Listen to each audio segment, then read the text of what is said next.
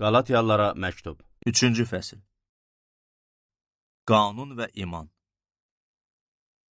Ey dərrakəsiz Qalatyalılar! Sizi kim tilsimlədi? İsa Məsihin çarmıxa çəkilməsi gözləriniz önündə açıqca təsvir olundu. Sizdən yalnız bunu öyrənmək istəyirəm.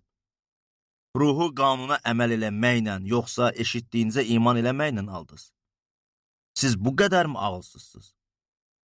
Ruhla başlayandan sonra indi cismani səylə mi bitirirsiniz? Boş yerə mi o qədər əzab çəkdiniz? Həqiqətən bunlar boş yerə idi?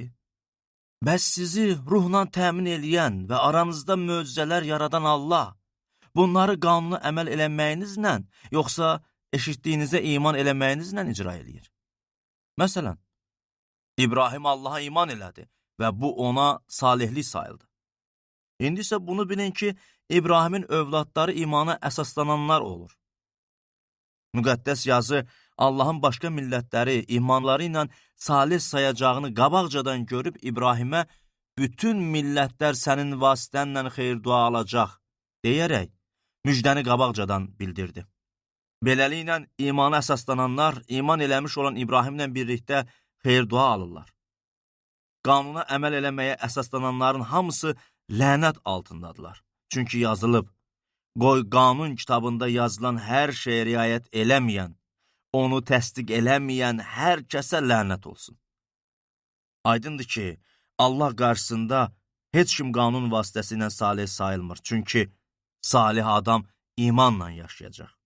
Qanunsa imana əsaslanmamışdı. Əksinə, bu şeyləri yerinə yetirən adam bunların sayəsində yaşayacaq. Məsih bizim uğrumuzda lənətlənərək bizi qanunun lənətindən satın aldı. Çünki yazılıb, ağacdan asılan hər kəsə lənət olsun. Belə ki, İbrahimin aldığı xeyir-dua Məsih İsa'da bütün başqa millətlərin üzərinə gəlsin və biz vəd edilmiş ruhu iman vasitəsilə alaq. Qanun və Allahın vədi. Qardaşlar, insan düşüncəsi əsasında deyirəm. Hətta insanın belə təsdiq elədiyi əhdi heç kəs ləğv eləyə bilməz, yaxud da ona heç bir şey əlavə eləyə bilməz. Vədlər yalnız İbrahimə və onun nəslinə verildi. Allah çox adam barədə danışırmış kimi və nəslindən olanlara yox, tək bir adam barədə danışaraq və sənin nəslindən olana deyir. Bu nəslindən olan Məsihdir. Bunu demək istəyirəm. Allahın təsdiq elədiyi əhdi bundan 430 il sonra gələn qanun qüvvədən sala bilməz ki, vədi ləğv eləsin. Çünki əgər irs qanuna əsaslanırsa, artıq vədə əsaslanmır. Amma Allah İbrahimə irsi vəd vasitəsilə lütfə görə verdi. Bəs qanun nə üçündür? Qanun əhdi pozanları təqsirləndirmək üçün əlavə olundu.